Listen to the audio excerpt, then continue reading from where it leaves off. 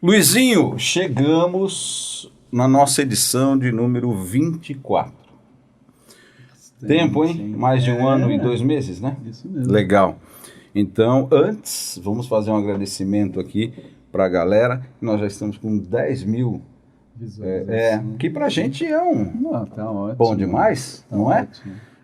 Então é isso. O nosso convidado tem milhões. Mas o nosso convidado é top. Nós estamos engatinhando, 10 milhões, né? O nosso convidado hoje está com quase 10 milhões. Pouquinho, hein? Pouquinho, né? Vamos negociar com ele, ver se ele empresta pra gente 1000zinho só. Né? Já estava bom. E se ele convida a gente assim para uma viagem... Boa ideia. Para Nova York. Para Nova York. Conhecer a comunidade judaica em Nova York. Opa, verdade. eu usei a palavra judaica. Judaica? Será que eu não me precipitei? Acho que sim, acho que você... Um pouco, né? Mas vamos ver. Vamos em frente. Hoje nós recebemos um convidado para lá de especial que vai trazer outra aula que nós estamos aprendendo a cada dia. Nós somos alunos privilegiados. Exatamente. E esse moço é carioca, Luiz. É carioca da gema, é carioca. Ele tem 40 anos, sim. Ou seja, perto da gente é um bebezinho. Sim. 40 anos é novo demais, né? Demais. Bom, então, ele é rabino e morrer. É isso. Sim, mas a gente vai saber o que é isso tudo, ele vai explicar. Ele vai explicar. Apresenta. Prazer em receber uma pessoa que a gente gosta já de cara, né? Miran Gamerman, seja bem-vindo. Muito obrigado. Shalom Ubrahá. Shalom. Paz e bênção. Paz e bênção. Legal. Muita paz e bênção para vocês. Muito obrigado por me terem aqui. E todos os espectadores de vocês. Tem uma galera aí na frente vendo a gente. Agradecemos de coração a tua presença, ter aceitado o convite e ter compartilhar com a gente, com todos que nos assistem, essa grande bagagem de informação que certamente você vai ter e trazer para todos saberem, né, Luiz? Compartilharem. Exatamente. E também, assim, é muito gostoso quando a gente participa do encontro de culturas, né? Cultura brasileira, cultura judaica, e assim, nós somos irmãos, né? Estamos no mesmo planeta, né? E eu acho muito bacana, é por isso que a paz, né? A paz sob os olhos do Senhor, né? Então acho que isso tão desejada. Junta os povos, né? Isso aí. Irmã os povos, né? São vários aspectos, né, Miha? Mas assim, eu gostaria de saber inicialmente como você começou nos estudos rabínicos, né? Assim, como é que é? Assim, resumindo um pouquinho a sua vida, a sua trajetória aí. Bom, eu tive um prazer a todos que estão nos assistindo. Graças a Deus eu tive a oportunidade de nascer num berço judaico. Então já desde jovem eu pude ter vivência judaica e já muito jovem fui para Yeshiva. Yeshiva é um centro de estudo. Hoje eu tenho um filho na Yeshiva. Na verdade, ele já é a 4ª geração da mesma família, né? Que vai para a mesma Yeshiva, estudar com rabinos. Tem rabinos da época do meu avô lá, dando aula para o meu filho. E isso é Yeshiva. Yeshiva é entender que a Bíblia passou de pai para filho, para neto e tudo tal. Esse respeito à hierarquia. Sim. Né? E lá a gente tem a vivência judaica. Então os meus estudos judaicos começam em escola e, claro, depois na Yeshiva. Após o casamento eu fui para Israel e lá eu me aprofundei nos estudos rabínicos e me formei Mohel, como vocês mencionaram, que é o profissional da circuncisão. Circuncisão, legal. E hoje eu atuo aqui no Brasil, a nível Brasil, fazendo circuncisão da molecada. E o que é exatamente circuncisão? O Brit Milá, que é a circuncisão, é um pacto eterno entre homem e Criador, que a gente cava na nossa pele no 8º dia de vida. Então todo bebê judeu, no 8º dia de vida, se a saúde dele permite, é claro, né? Isso, um bom moelo tem que averiguar e avaliar a situação. ele faz o corte do prepúcio, Certo. né? Isso é feito, pode ser na sinagoga, pode ser no salão de festa, pode ser na própria casa da pessoa, e o bebê recebe um nome.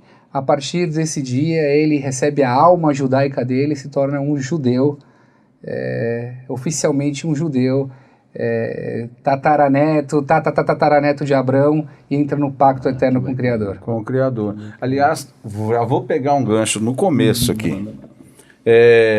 Existe uma confusão, eu já reparei nisso, então acho que era legal a gente já começar já resolvendo essa história. Eu ouço muito o pessoal falar, o judeu foi perseguido e tal. O judeu é religião? O judeu é uma raça?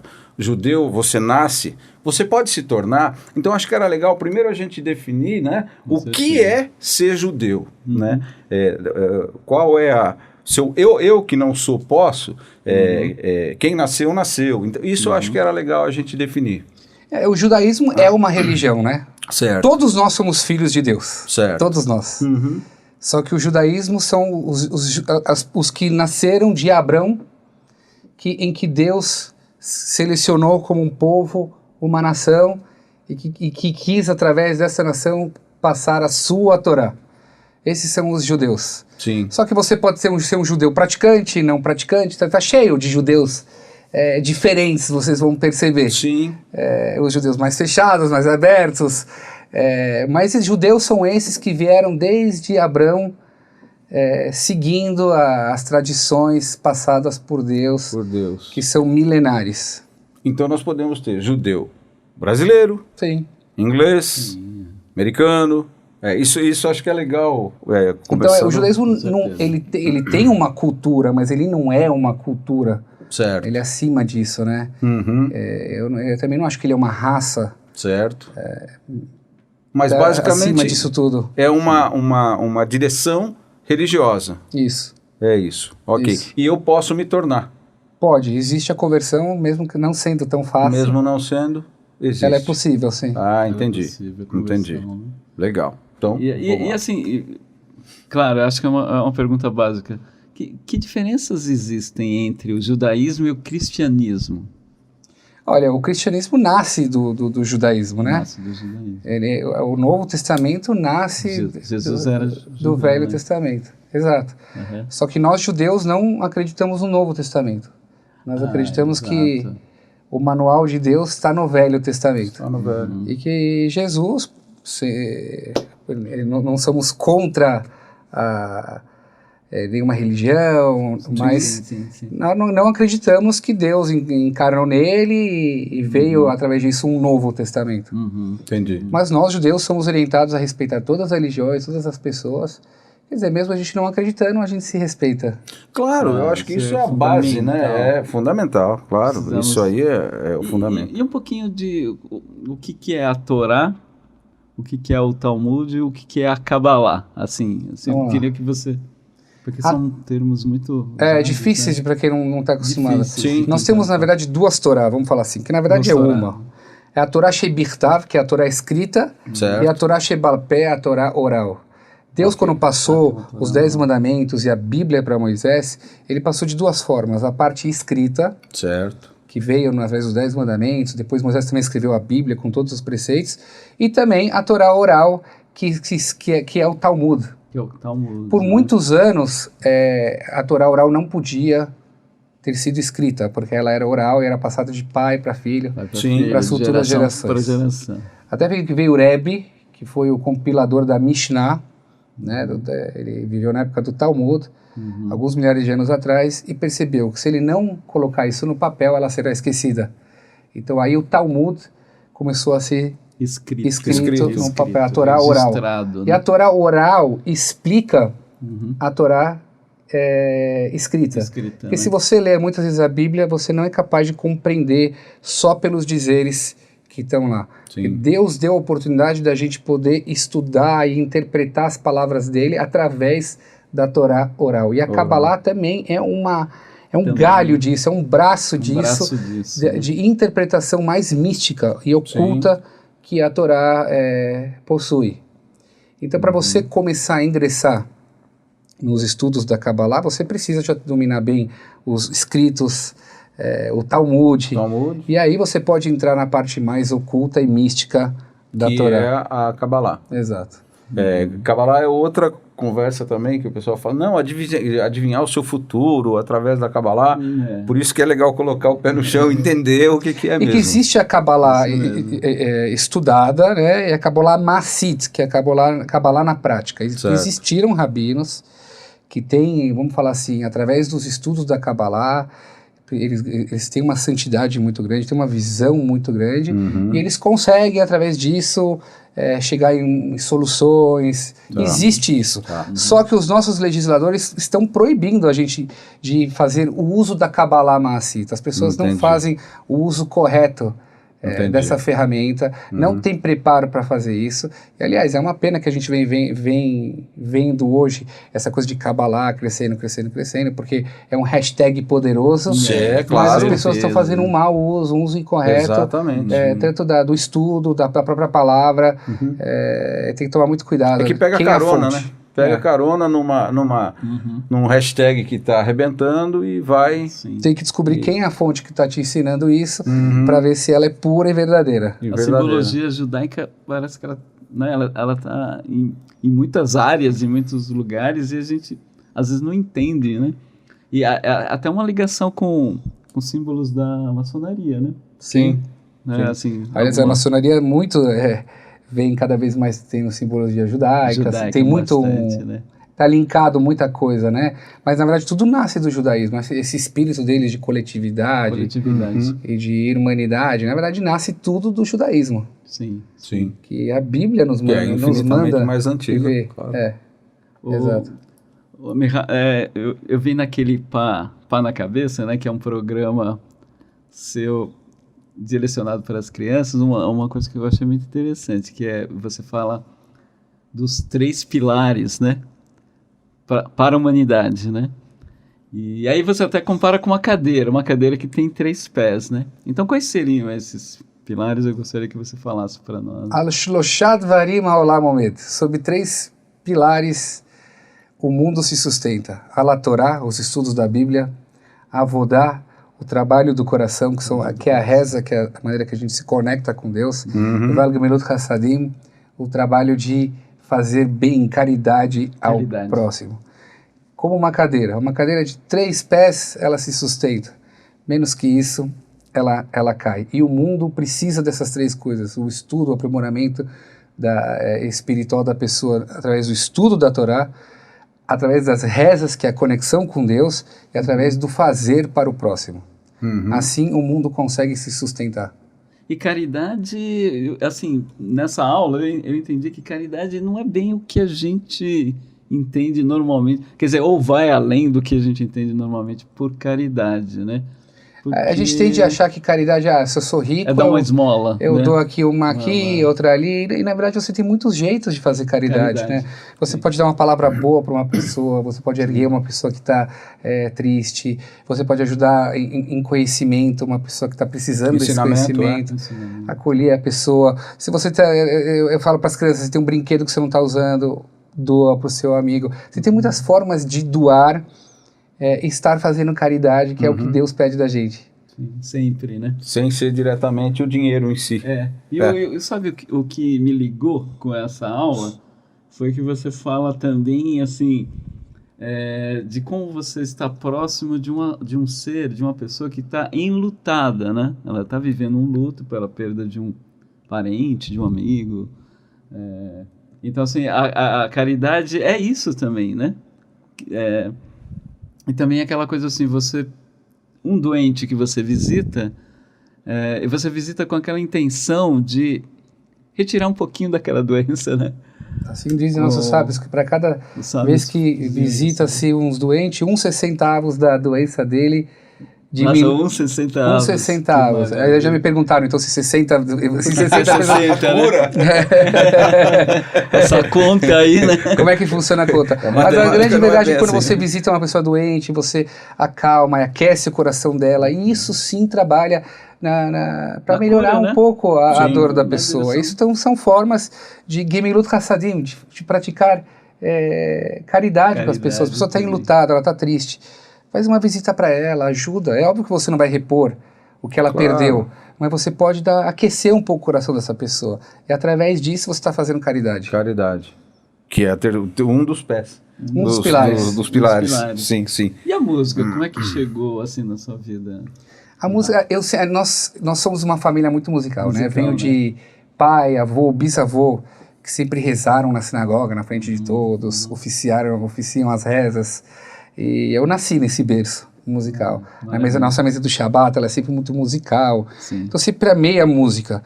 Ela se tornou uma carreira mais de 10 anos atrás, quando eu lancei uma música de agradecimento a Deus, chamada Adon Olam, está lá no meu canal de YouTube, para quem quiser conhecer, quando minha mãe doou o rim dela para salvar o irmão.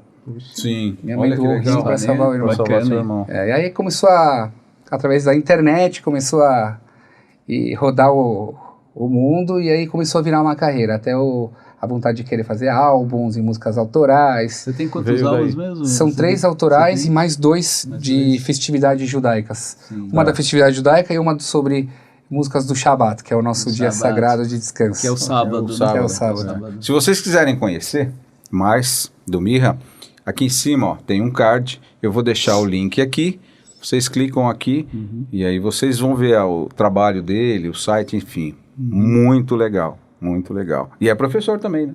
Professor também. E a música, aproveitando que você falou que é professor, a música enganchou muito nessa coisa do professor, que muitos anos, até antes da pandemia, eu dava aula presencial em escolas judaicas, então para centenas de crianças.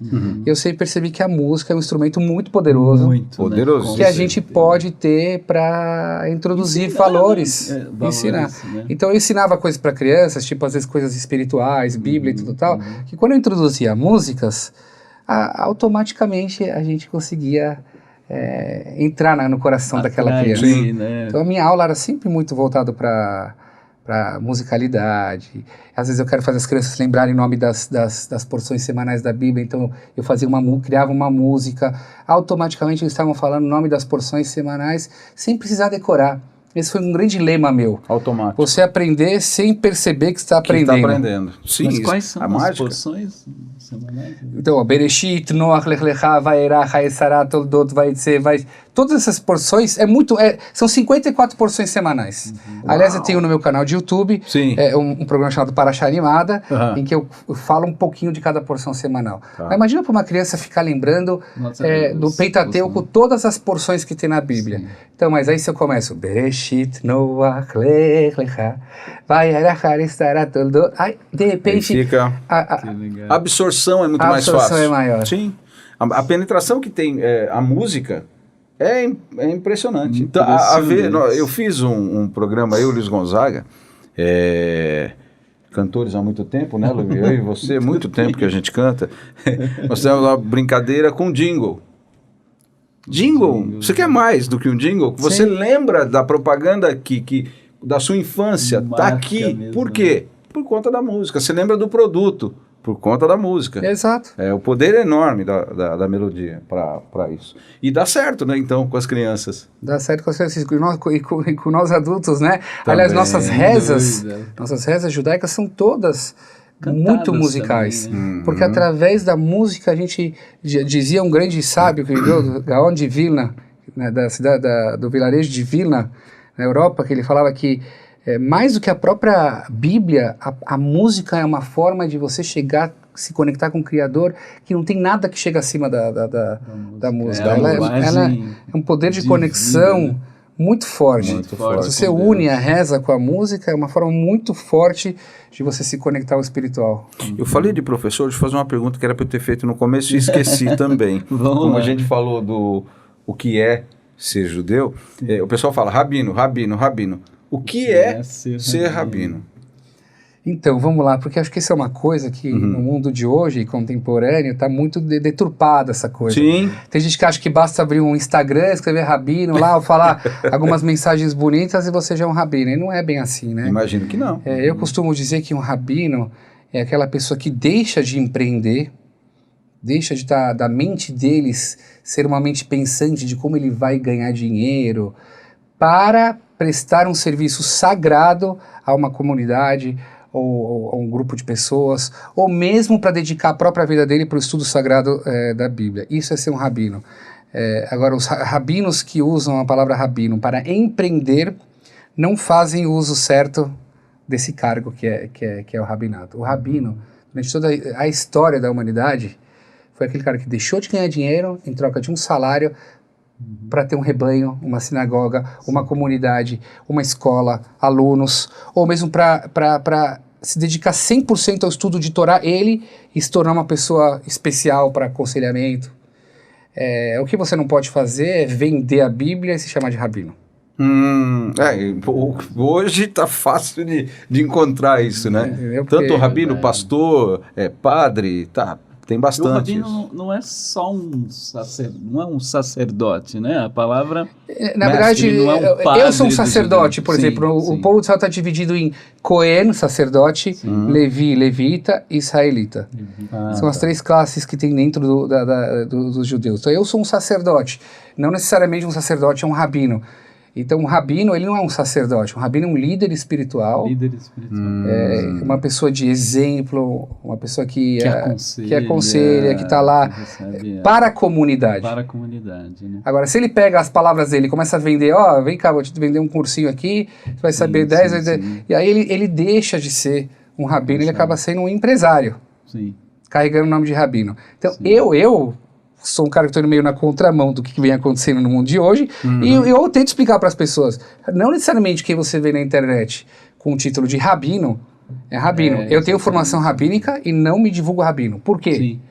Porque eu sou um empresário.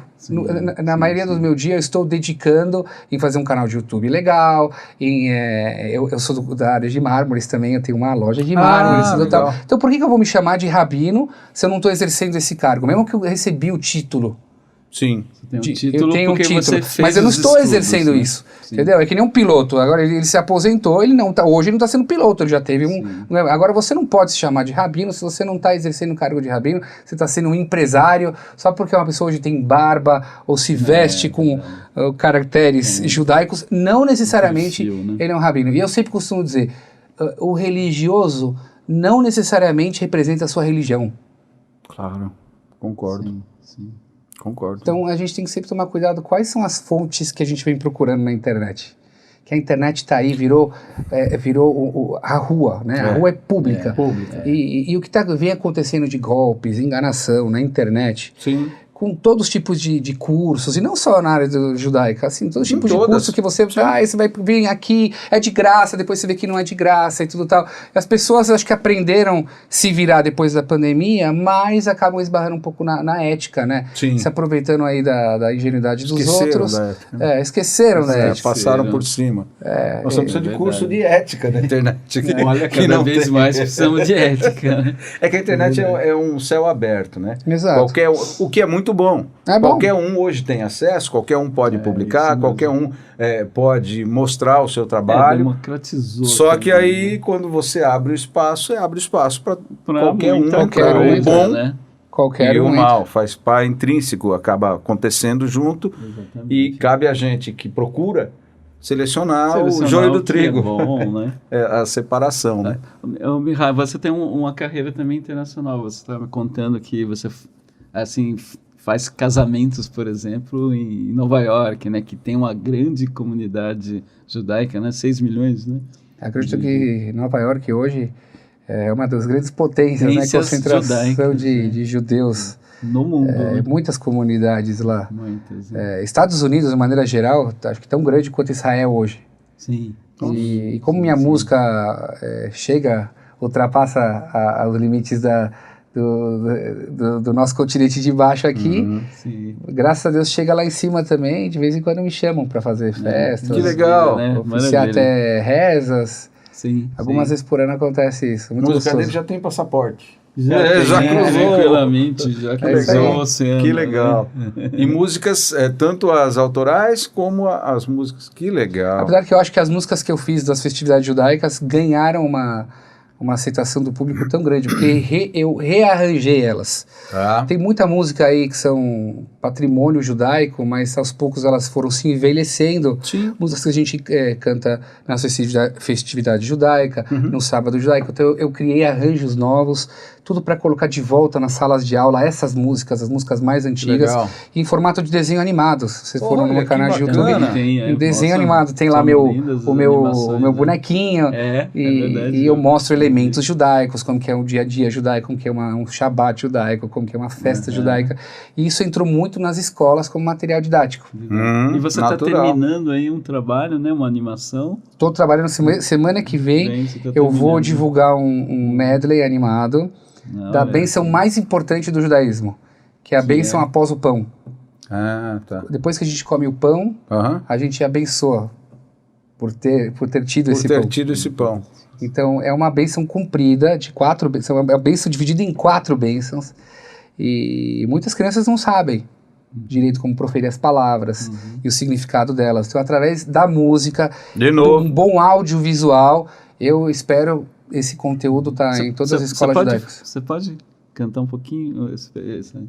E assim, ó, Baruch atah Hashem Elokeinu melech haolam Hazan et haolam kulo betuvo vechen vechesed verachamim. E assim vai. Se eu trago essa bênção em forma de música, é mais fácil para as Mais crianças fácil aprenderem as assimilar, palavras, como dividir bem, Entendi. onde tem vírgula, onde tem versos, ponto. Que legal. Muita gente, sabe, como professor eu venho vendo, não falam direito as bênçãos, trocam as palavras, Sim. não entendem o que estão falando. Então, através que eles estão escutando a maneira correta de falar. Uma orquestra atrás, que literalmente tem uma orquestra comigo, e um bom visual, um visual bonito em desenho animado, Junta os dois. isso é checkmate para entrar no coração. No Você coração da criança. pega, de cara você pega 2 sentidos, né? Sim. Visual. Sim. É poderosíssimo. Poderosíssimo. Não tem. E a criança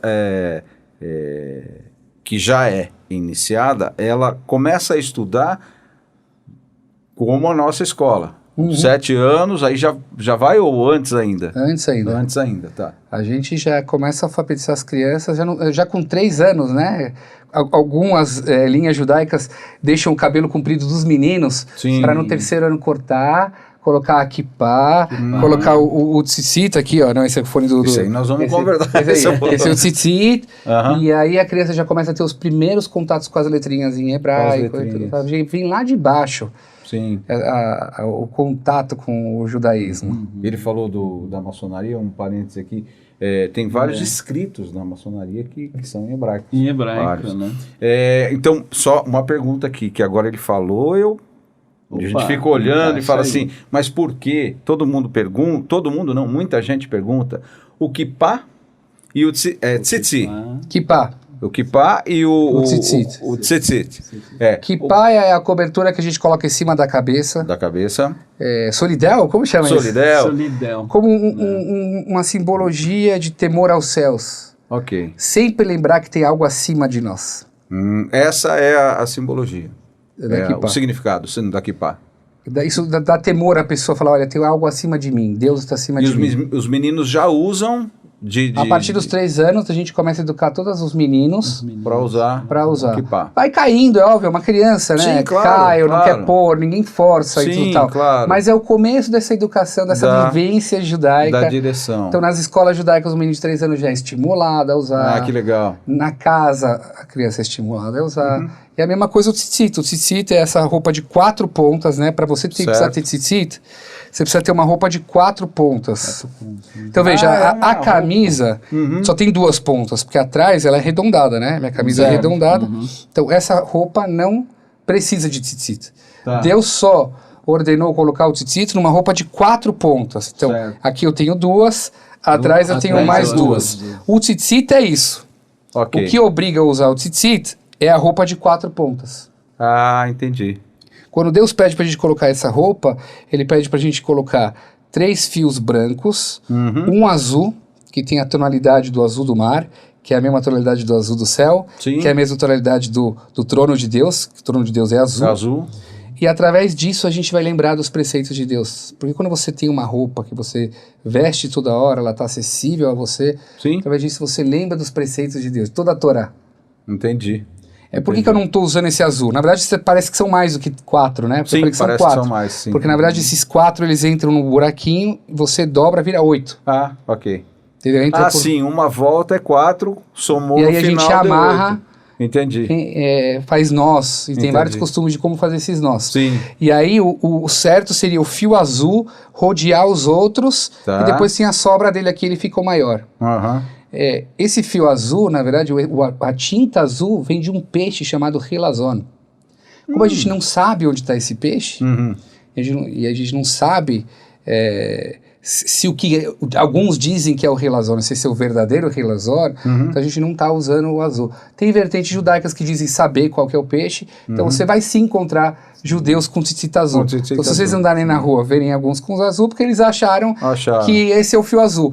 Quem não está andando com azul é porque não acreditaram que ainda sabem qual é esse peixe Qual é exatamente que tem a isso. tonalidade do fio azul. Do fio azul. De qualquer forma, só tenho a obrigação de usar o tzitzit com a roupa de 4 pontas. Se eu Entendi. tiro essa roupa, eu não tenho a obrigação de Não. colocar o tzitzit. Mas o que passa sempre. O que passa sempre. Na verdade, a gente tira na hora de tomar banho. Sim, claro. Mas ao sair. Pô, você está sim. praticando um esporte que não tem como segurar equipar. Aí sim. Assim. Agora, grandes sábios, justos, lideranças judaicas, nunca tiravam a kippah. Talvez para tomar banho, sim. Sim. Mas porque eles acreditavam que isso contribuía para o temor aos céus. Entendi. Uma forma de Lembrar. reverência e tudo Reverência, tal. né? E o que passa sempre da mesma cor?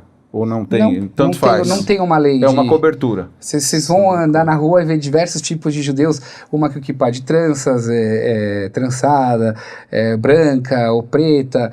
Isso é uma coisa que... É apenas uma cobertura, tem que ter a cobertura. A cor tem que ter não a cobertura. importa. Eu entendi. Mesmo que você use chapéu em cima. Então, o chapéu tem um significado a mais, né? Como se fosse uma segunda cobertura.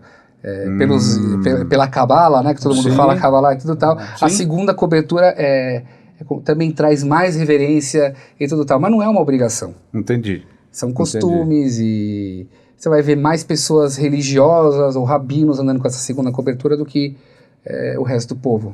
Tá. E a barba e aquele que não sabe, né, o que tá falando. Sim. O cachinho, que para mim peote. é cachinho. Peote. Peote, Isso. caixinho. Porque assim, a lei judaica, vamos falar o que é lei e o que é acima da lei. Certo. O que é costume. Uhum. Não é a palavra certa, não é acima da lei. O que não é mais a lei. Certo. A lei é que tem 5 pontos aqui da barba que nós não podemos cortar. Isso está escrito na Bíblia, que era uma prática dos outros povos. Deus não quer que a gente seja igual aos outros povos. Então a gente não pode raspar Certo. com lâmina e tudo tal. De modo que se você não raspar com a lâmina, ou seja, você não raspar a raiz do pelo, você poderia até deixar ela ralinha até menos que a minha. Sim. Só que é uma tradição judaica, é uma aparência judaica deixar a barba. E quando você deixa, você certeza não vai esbarrar no problema de cortar esses lugares. E um desses lugares é aqui, essas pontas aqui. Essas pontas. E o costume ultra-ortodoxo foi de deixar isso como um sinal de respeito a essas leis e tudo tal. Então, os ultra-ortodoxos, vamos ver, andam com esses caixinhas que chamam... Mas eles não tá errado dizer que eles são mais religiosos. Entendi. Eles só seguem esse costume. Eles falam, olha, queremos fazer mais do que a lei. Isso que eu quis dizer. Queremos estar acima da lei. A lei manda não cortar aqui como um dos pontos. Sim. Eu quero estar acima da lei, eu deixo aqui. Isso também é uma forma de mostrar, olha, a minha criança não é igual a criança dos meninos que estão na rua. Entendi. As crianças judaicas andam diferentes. Entendi. E isso responde, acho que uma pergunta de vocês. É verdade. Vocês vão me perguntar, eu sempre quis perguntar antes de começar, por que os judeus são tão fechados? Sim. Por que os judeus são tão fechados? Tem muito a ver com isso, entendeu? De querer manter a tradição dentro do povo. Uhum. Nós não somos uma cultura que vamos chegar e mostrar para todo mundo tem que... Não, tá tudo bem se vocês não entendem a nossa religião, tá tudo certo. Não seguem a nossa religião. O importante é manter ela fechada dentro do nosso povo para ele se perpetuar. Sim. São poucos povos que você pode dizer, caramba, esse povo tem milhares de anos e continua aqui. Cadê os egípcios famosos? Cadê aqueles gregos famosos? Cadê eles? Nós estamos aqui por quê? Porque nós nos mantemos fechados, nós casamos entre nós, as crianças recebem essa educação mais fechada, então mesmo. casamos entre nós, a educação é passada assim, então é natural que você pode muitas vezes encontrar um judeu e ele é mais fechadinho, isso tem a ver com a personalidade também, né? A minha já é mais de falar e tudo tal, mas eles são um pouco mais assim, não é porque eles são contra, mas foram criados numa cultura mais fechada assim, às vezes tem mais dificuldade de falar. Então, na verdade, voltando só no peiote, eu já ouvi falar isso. O pessoal vê o pessoal com peiote e chapéu, fala, esse é judeu e rabino. E não tem nada a ver. Então, só para clarear, né? Não tem nada a ver. Ele pode estar andando com todos aqueles trajes. E não ser. E ele é um comerciante. Sim. Tá, então, olha que legal. E digo mais, hein? Eu vou dizer mais. Vou mais longe. Você pode até ver um judeu assim, e ele não é religioso. Ah, mas como é possível? Ah, tá. Como é possível? Ah, porque ele está vivendo uma pressão social. Entendi. Ou ele tem, ou a escola que ele está estudando obriga ele a andar de uma certa forma, mas ele não quer cumprir as leis. Ele não é religioso, ele não tá... Porque a religião não necessariamente está nas roupas. Claro, é natural que uma pessoa religiosa vai acabar se comportando também com as roupas. Sim. Então eu quero dizer o seguinte, não é a roupa que vai determinar se uma pessoa ela é religiosa, é o que está desse coração, gente. Sem dúvida. É quanto em sintonia ele está com o Criador. Concordo perfeitamente. Aliás, o contrário também, né? Às vezes fala, mas aqui não tá. Então não adianta nada. O cara tem roupa, fala, mas não tá aqui. E às vezes pode não ter nada. Exato. E está. É verdade. Uma curiosidade, até a gente comentou esse assunto com Yaakov, né? Quando a gente estava preparando a sua visita.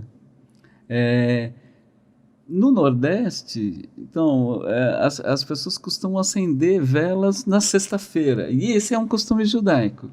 O que aconteceu aí, né, com o judaísmo, que ele também percorreu o mundo, lógico, e até no nosso Nordeste, né, que ainda é uma terra não tão rica quanto o Sudeste. O que aconteceu? De uma maneira geral, o Brasil foi um país muito acolhedor dos cristãos novos, os marranos, judeus que fugiram das perseguições, da Inquisição e tudo tal. Esse é um país muito, vamos falar assim, de berço judaico. Brasil, ainda para Barzela, com ferro, mineração. Sim. E muitas dessas pessoas acabaram descobrindo, olhando para trás, falando, olha, eu tenho um bisavô, um tataravô aí que veio de Portugal ou da Espanha, foram países que passaram muito essas perseguições, depois vieram para o Brasil e acabaram vendo certos costumes que, olha, são judaicos. São judaicos. Na hora de enterrar os mortos, de acender as velas, e falam, caramba, então será que eu sou judeu? Então, o que eu sempre... Essas pessoas me procuram, porque eu sou profissional da circuncisão, querendo fazer essa sua circuncisão, e eu, como profissional, tenho que ter muita cautela. Porque você pode ter o sentimento de ser judeu, isso não te faz ser judeu. No final das contas, nós somos uma religião pautada por um código de leis, nós temos um código de leis, e nós temos, sim, o código de leis. O código de leis diz que judeu é quem é filho de mãe judia. Certo. Significa que se um judeu homem casa com uma moça não judia, o filho não é judeu. Mas não, eu sou meio judeu porque meu pai é judeu. Não, você não é judeu. Tá. O código de leis é muito claro. E o inverso acontece. A mãe e o pai não. O filho é judeu. O filho é judeu em função da mãe. 100%. Então, tá. Entendi. Não existe o caminho de 50%, é 100%. Tá. Vai pela mãe. Então, essas pessoas que querem voltar às suas raízes, têm uma sensibilidade com o judaísmo, se sentem judeus, é lindo, maravilhoso, mas não faz eles judeus. Então, eles precisariam passar por uma conversão. Tá. Aí a conversão teria que ser feita por um tribunal ortodoxo, que vai querer entender até onde essa pessoa realmente quer ser um judeu. Porque não adianta ser um judeu, porque eu gostei de 2 preceitos do judaísmo, achei tão bonito, isso me faz ser um judeu, eu quero ser um judeu. Não existe isso. Aliás, existem, infelizmente, vertentes aí judaicas, de linhas reformistas ou conservadoras, que trazem pessoas para o judaísmo só porque gostou dali, por interesse X, Y, Z. Não. Ou você aceita tudo, Ou não. Ou não. Sim. Então aceitar tudo é toda a Bíblia. É a Bíblia simples escrita assim. e a Bíblia oral. Então aí você precisa avaliar bem se essa pessoa quer aceitar tudo, os preceitos judaicos, para você fazer a conversão. Fazer a conversão. E aí eu poder fazer a circuncisão. Entendi. Então isso é uma coisa que vem acontecendo muito no Brasil. Muitos simpatizantes têm uma sensibilidade muito grande com o judaísmo. E é muito bonito de se ver isso, mas não os faz Precisa ser judeus. tratado com cuidado.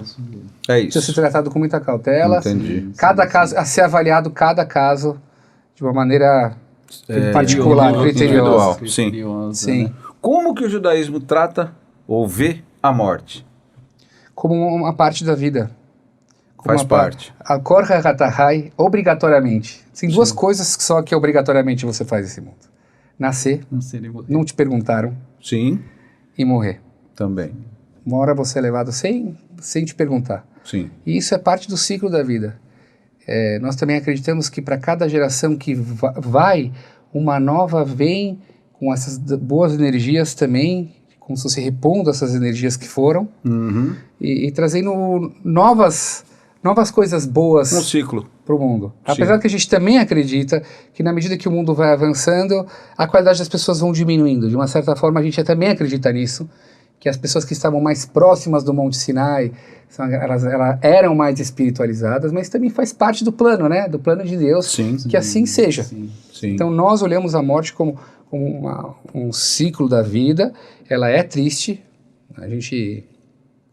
Há uma tristeza, né? É uma tristeza. Um sentimento de tristeza perante Por de perder perda. uma pessoa. uma pessoa da... Mas a gente encara, e existe também para nós a ressuscitação, existe isso. ressuscitação.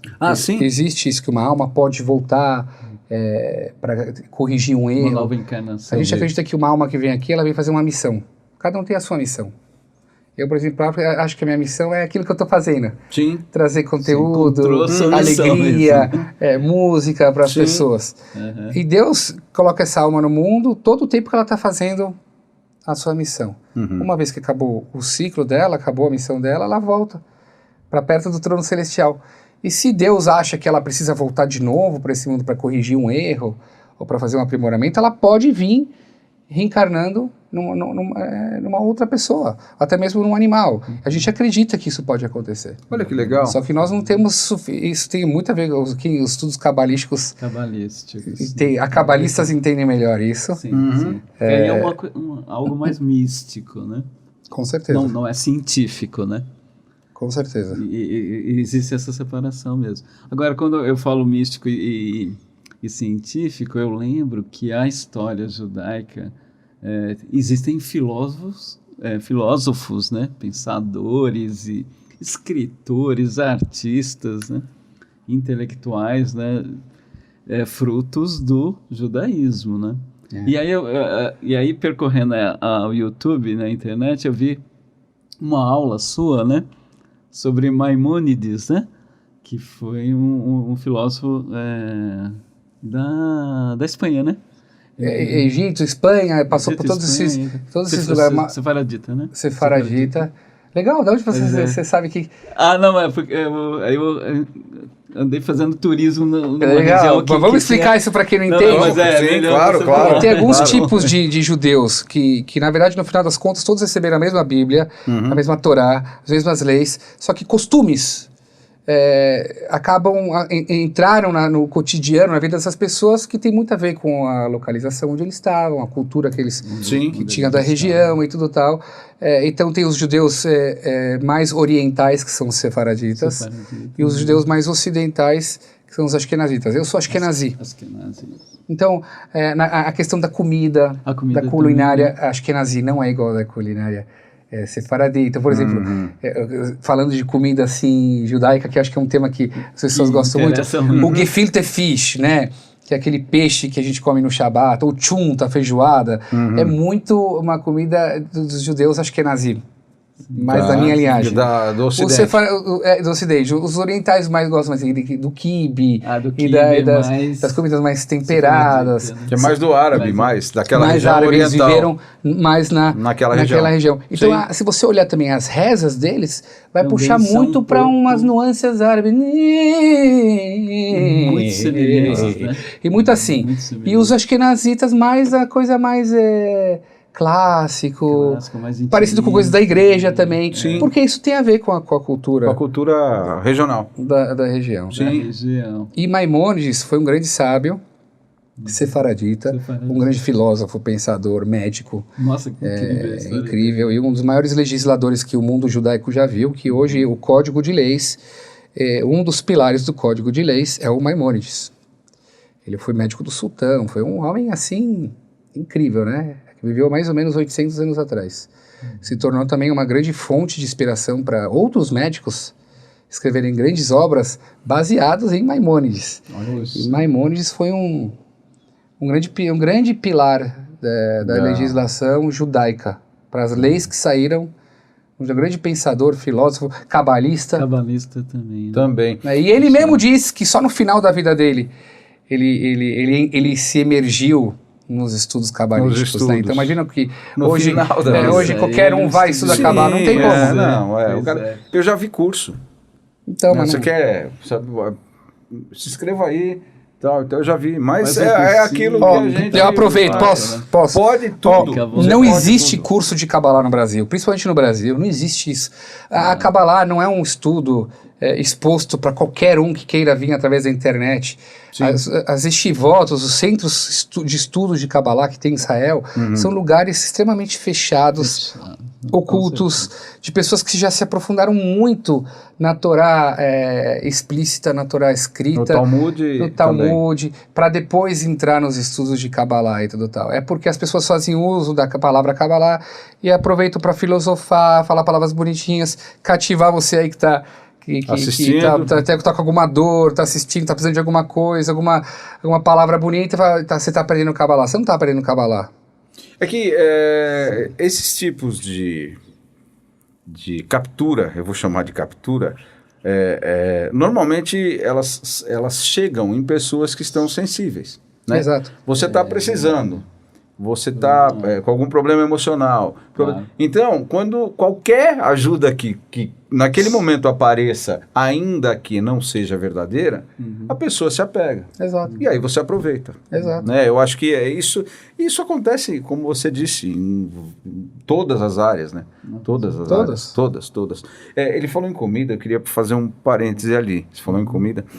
Outra coisa que o pessoal também comenta bastante.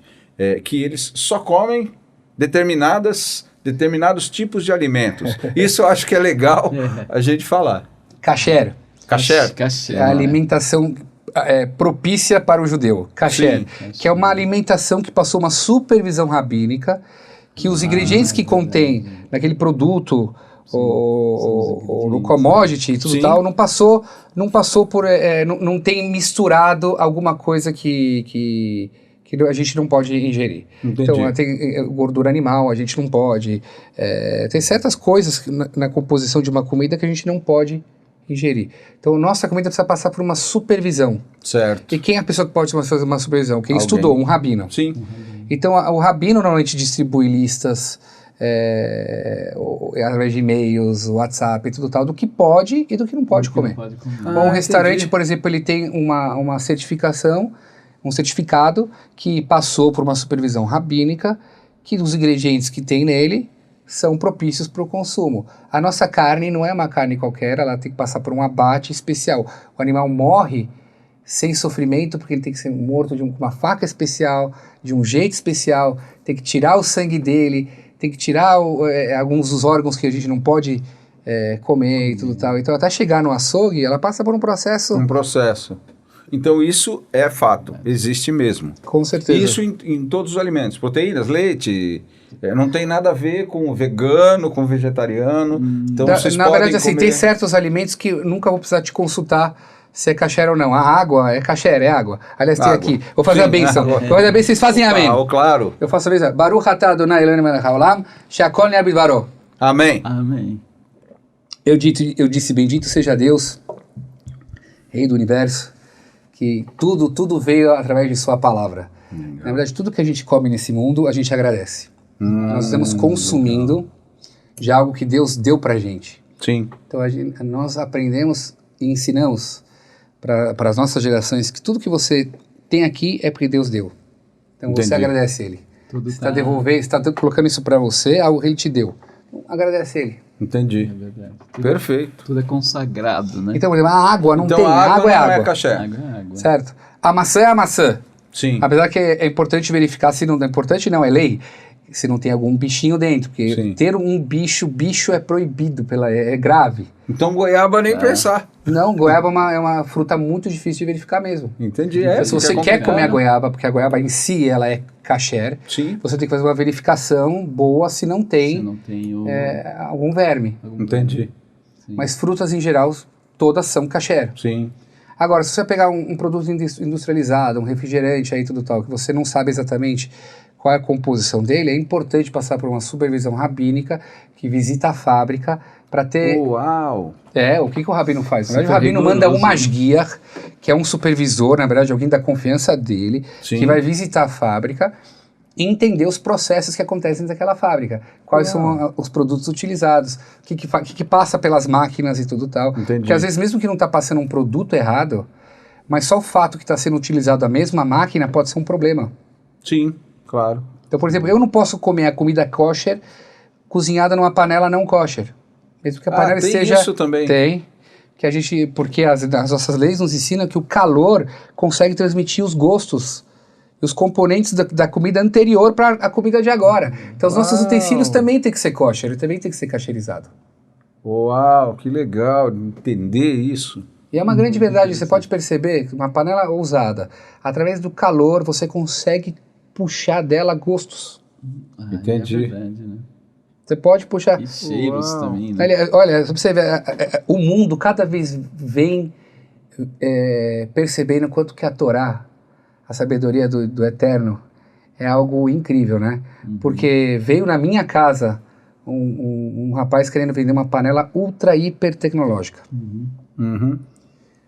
Com a ideia que muitas das panelas que a gente usa, você está comendo a panela. Ele me cozinhou resíduo lá. da panela. Ele me cozinhou lá e mostrou, olha essa água que sai dessa panela, olha essa água que sai da minha panela. Da minha panela não sai nada. E lá a gente consegue comprovar como que através do calor você pode transmitir gostos das paredes da panela para uma outra comida. Coisa. Então a nossa kasherizão não é só comida, nos utensílios também. Eu entendi. E as grandes, poderosas empresas de alimento, de refrigerante, enfim, recebem isso, E tem recebem a selo, visita inclusive, né? Recebem a visita de rabinos, sem nenhum problema. supervisores, se comprometem com certas responsabilidades práticas que têm que ser feitas para poder receber a certificação. A certificação. E Então assim- você sabe determinadas Cachê. marcas. Eu quero tomar um refrigerante, eu quero comer uma bolacha. Essa está Exato. certificada, aquela não. Exato. Mas as comerciais mesmo, que estão no mercado normal. Exato. Que legal. A gente sabe, essa pode, que o rabino disse que Que pode. essa marca Já foi pode, tudo tal, certificado. aquela lá não pode. Entendi. E assim a gente vai educando as nossas crianças. As crianças sabem. Eu ia perguntar das crianças. Eu não posso ir em qualquer lugar e comer qualquer coisa. Eu sei que eu tenho que comer o kosher. A gente acredita que a alimentação, mesmo sendo algo físico e material, ela leva energia para a alma. Sem dúvida. Através da comida a gente tem energia. A energia ela é espiritual. E a gente não pode estar introduzindo uma comida que pode estar levando para a gente uma energia negativa para a alma. Então a gente acredita que o kosher é uma forma de purificar a alma e até mesmo o corpo Sem para uma dúvida. vida saudável. Extremamente profundo esse Muito lance da interessante. energia. Nossa, né? muito incrível. Que legal, que legal. Olha que aula, hein? Luiz, continua aí. Mihai, eu gostaria de introduzir o tema político, né? Porque a gente... E também eu vejo que tem uma confusão também muito do judaísmo e, por exemplo, um governo de Israel, por exemplo. E, assim, existe essa separação Estado-fé, né? Existe. É meio triste que a gente vê em Israel brigas entre judeus que são irmãos, porque no final das contas eles estão discutindo política. A religião que está acima de tudo isso não diferencia judeus. Sim. Todos somos irmãos. Todos temos a obrigação de nos amarmos. Mas aí entra um fator chamado política, e irmãos acabam brigando entre si por defender uma linha mais assim, mais conservadora, mais direita, mais sei lá. E é triste a gente ver isso. É por isso que muitos judeus ortodoxos se opõem ao Estado de Israel. Eles não se opõem à terra de Israel. Eles também acreditam que a terra de Israel é a terra sagrada, presenteada, né? por Deus, é uma terra sagrada. O que eles opõem é um Mas Estado o governo, laico. Né? Sim. Porque o Estado laico é um dos problemas que ele causa. É ódio dentro do povo, separação do povo. Exatamente. É a falta do cumprimento de leis, porque quando você tem um Estado, você começa a não cumprir as leis sagradas. Então eles não conseguem apoiar o governo. Então dentro de Israel você vai ver várias frentes de linhas de pessoas que não, eu sou religioso, mas tem que apoiar o Estado. Tem que apoiar o outro, fala, não, como eu vou apoiar o Estado? Esse é um Estado totalmente laico, ele não obedece às leis. Então, acaba ficando, o nosso Brasil já é bem polarizado, mas eu acho que o Israel é mais ainda. Mais ainda, né? É mais polarizado ainda. Sim. Tem muitas frentes, mesmo dentro do judaísmo, dos judeus religiosos, se sim apoiar o Estado, não apoiar o Estado, e acaba ficando Repartido.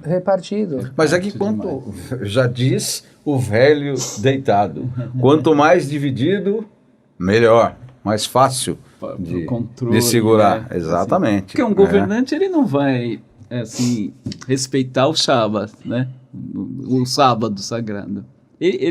Porque ele tem lá a agenda dele. Exato, política, é isso que os judeus ortodoxos alegam, que tipo... O presidente de Israel recebe o presidente dos Estados Unidos no sábado, por exemplo. Então, aí os judeus ortodoxos não tá certo, tá errado.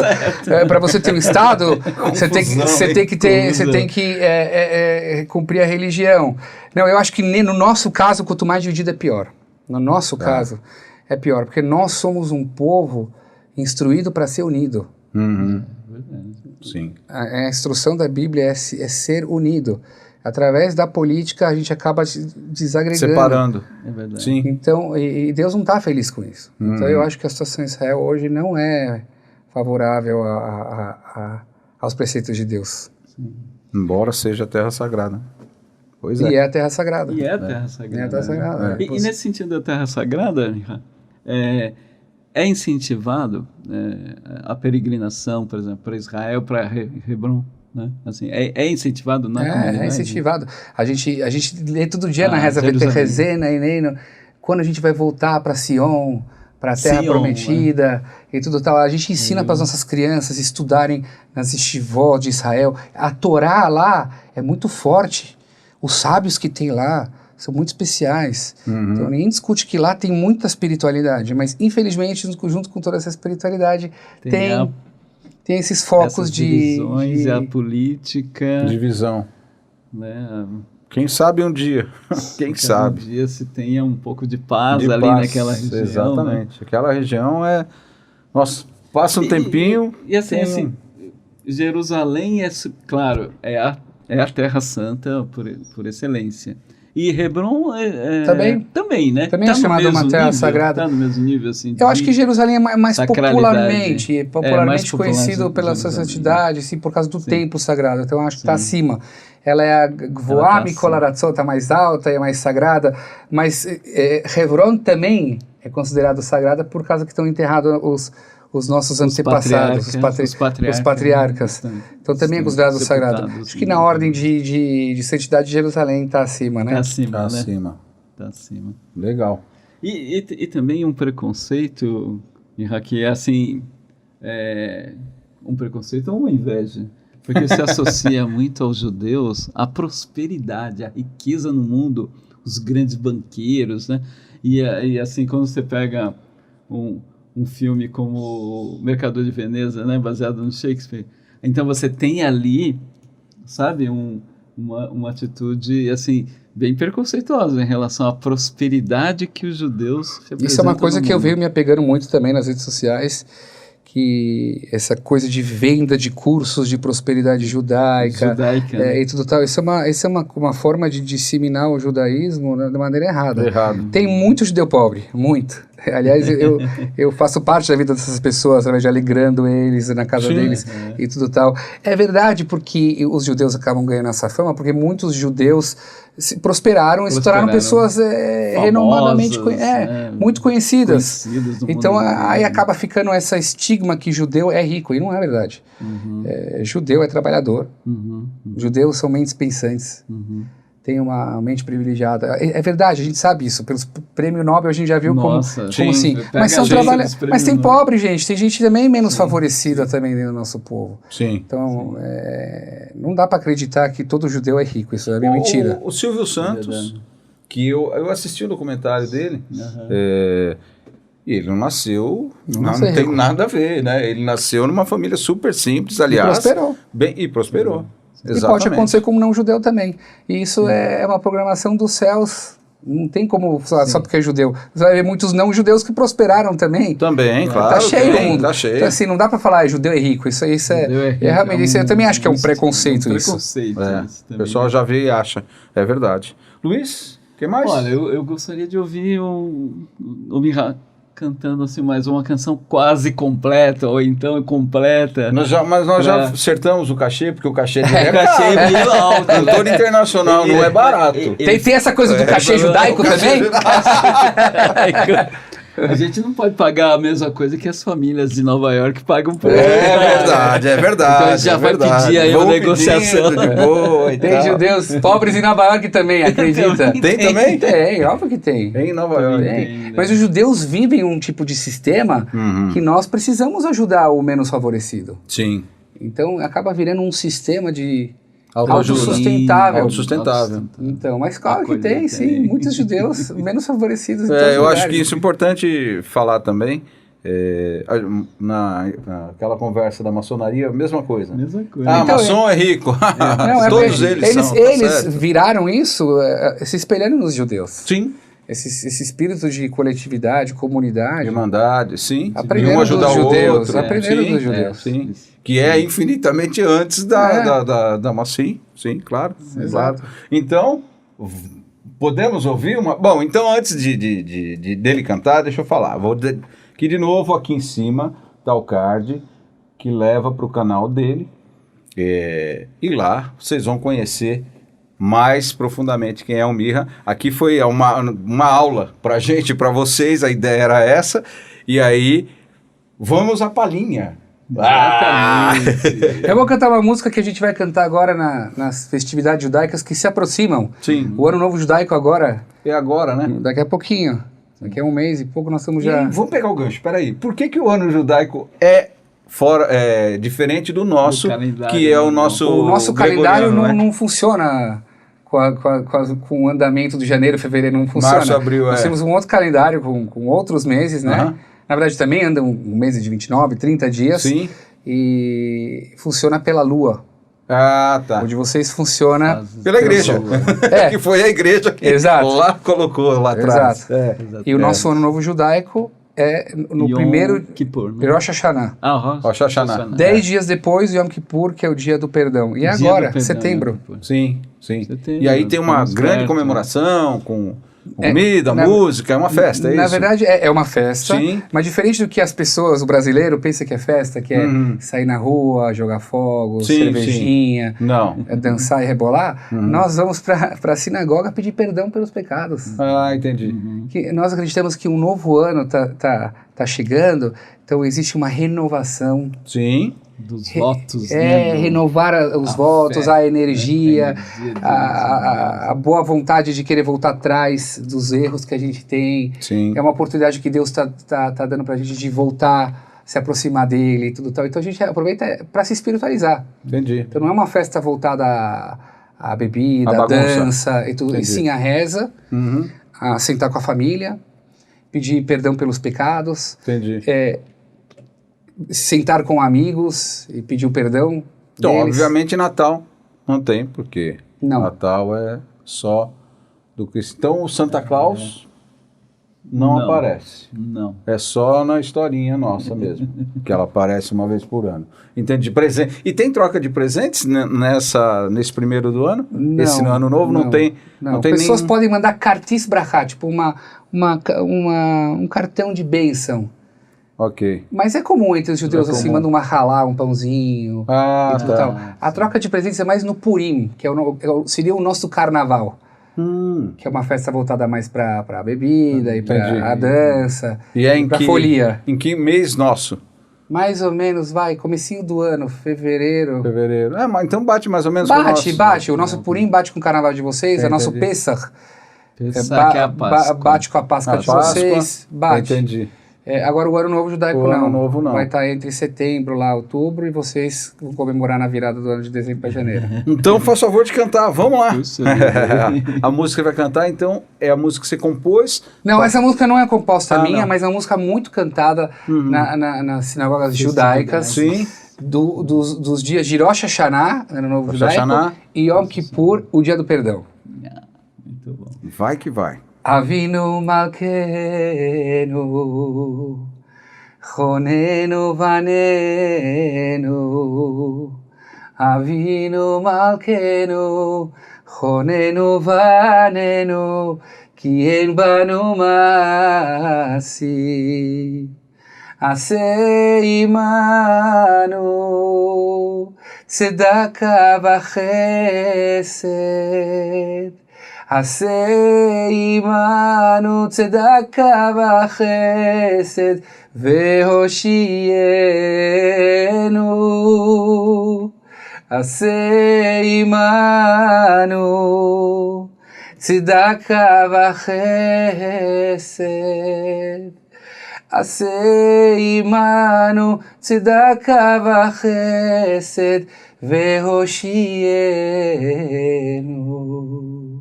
Uau, muito bem! Podemos aplaudir, que legal! Podemos aplaudir, agradecer legal. imensamente. Poxa, que bacana. Mirra, só agradecer, Amém, obrigado. agradecer. Muito obrigado pela visita, obrigado por esse ensinamento, né? Nossa, meu domingo valeu Nossa, demais. Essa conversa vai fazer de gestão, para mim, pelo menos, que adoro estudar, gosto. Durante um bom tempo eu vou digerir isso tudo, entender. Agradecer também o pessoal que está aqui. Ao Yaakov, né, que possibilitou essa visita. Marcelinho, que está deixando a gente bonito, né? E vamos que vamos, Luiz. Tem mais alguma coisa aí? Não, então apenas agradecer. Só também, agradecer. E dizer que... Suas palavras. Muito obrigado, Davi. Muito obrigado, Luiz. Por a oportunidade de me receberem aqui. Está mostrando um lado do judaísmo que eu acredito ser verdadeiro e autêntico. Sim. Que acho que tem muita fake news, como a gente diz na linguagem de hoje em dia. E mostrar que os judeus são amigos. Sim. São um povo, apesar de serem fechados, Sim. mas são um povo aberto para trocar ideias. Para ensinar. Sim. E a gente considera todos vocês, de outros povos, nossos irmãos. Poxa, Afinal das contas, que nós legal. somos todos filhos de um homem lá atrás que gerou todo esse mundo. Legal. Então foi um prazer aí estar esclarecendo as dúvidas. Prazer é nosso. Estar com os espectadores de vocês. Eu queria deixar claro para você que o espaço está sempre aberto. Quando você Obrigado. quiser vir aqui, né, Luiz? É um prazer. Com certeza. E isso que você falou sintoniza exatamente com o nosso propósito, que é trazer de verdade o que é verdade, né? Trazer o que é verdade. É simples, é isso aí. Tá bom? Deixa eu ver se eu aprendi a falar. Shalom lehitraot. É isso mesmo. Muito bem. Paz e até mais. É isso aí. Muito obrigado. Muito obrigado, gente. Obrigado. Nós que agradecemos imensamente. Muito Valeu. obrigado. Gente, se inscreve aí. Vou deixar de novo. O link está aqui do canal do Mirra. Chega lá porque vale a pena. Tem muita coisa legal. Eu já vi, Luiz já viu. E mais quantos milhões de pessoas viram. Eu também. Então chega lá que vale a pena. Tá bom? Muito bom. Muito obrigado e vamos esperar vocês. Até a próxima. Fui!